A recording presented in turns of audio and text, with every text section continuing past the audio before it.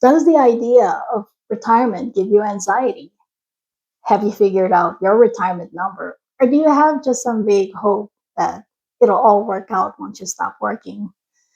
Today, we're going to figure out what a retirement number looks like and how that can be part of a financial plan.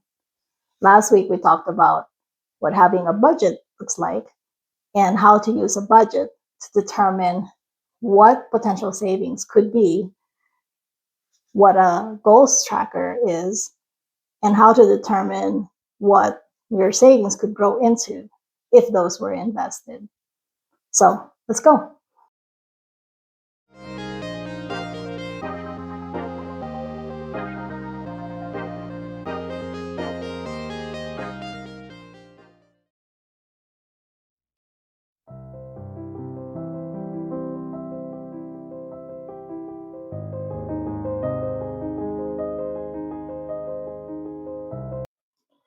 Does the idea of retirement give you anxiety?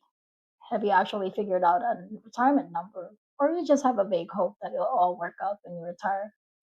In our last episode, we talked about creating a budget so you can identify where you can save, and also talked about tracking your savings goals and how to calculate what those savings could grow into. But how do you figure out what is enough to retire on? People who don't have a solid retirement plan often have retirement anxieties. They wonder, are they going to run out of money? They have no idea what their retirement number is. On the other side of that, they make poor choices that thinking retirement is a tomorrow problem. Saving can wait next year. I'm going to enjoy my money now because you can't take it with you, right?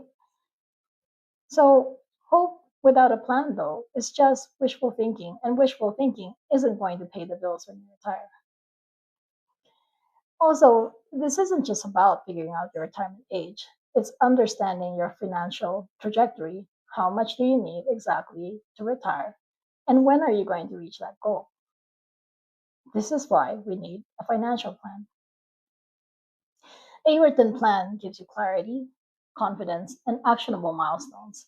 A plan tells you how much money you have to spend each month to live, what is that target number you have to save, so that you can withdraw that amount without ever running out of your savings. And then how long will it take to get you from here today to there when you retire? Remember that budget and goals tracker from last episode?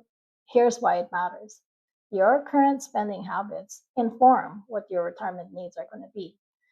It determines how much are you going to have to spend for food, for rent, for utilities, and even for fun.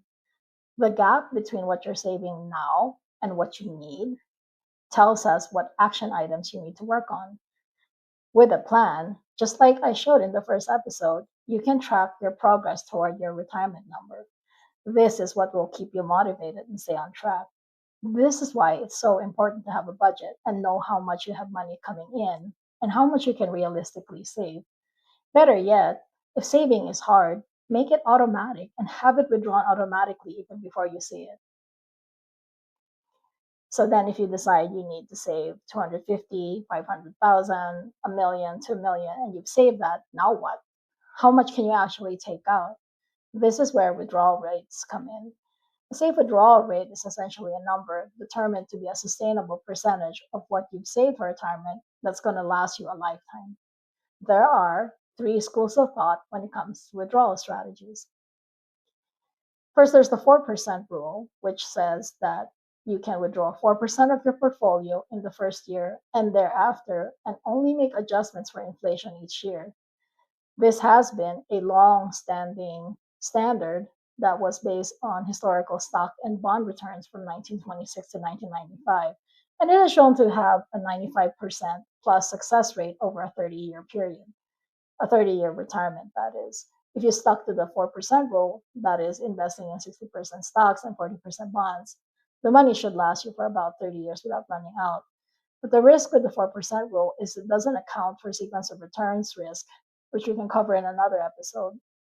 And it assumes a 30-year retirement, which is not the reality of the diverse timelines for people who retire. For example, if you retire early, you would need retirement funds to last maybe 40 or more years. So 4% would still be considered too aggressive. On the other side, there are people who consider 4% a bit strict.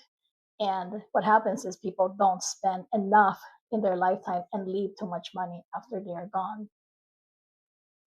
Then we have the 4.7% approach. There's newer research that suggests slightly higher rates may be sustainable depending on market conditions and portfolio allocation. Portfolio allocation is, again, one of those topics also that we can cover in another topic, in another video someday. William Bengen, the original 4% rule creator, updated his research and noted there's a greater retirement portfolio diversification now than when he did his previous research. And portfolios now include different asset classes like small cap and international stocks. His latest book shows that 4%, 4.7% can work as a worst case scenario, and he calls it the universal safe max. Note, though, that this is based on investors he tracked of about 349 retirees. And then more recently, Guardrail strategy came about. It's essentially a flexible approach to withdrawal based on your portfolio performance. And there's a little bit complexity with the guardrail strategy, so we can maybe cover that in more detail in another video. But needless to say, what happens is that the idea is you can increase your withdrawals when markets are good, and you can decrease them when they're down.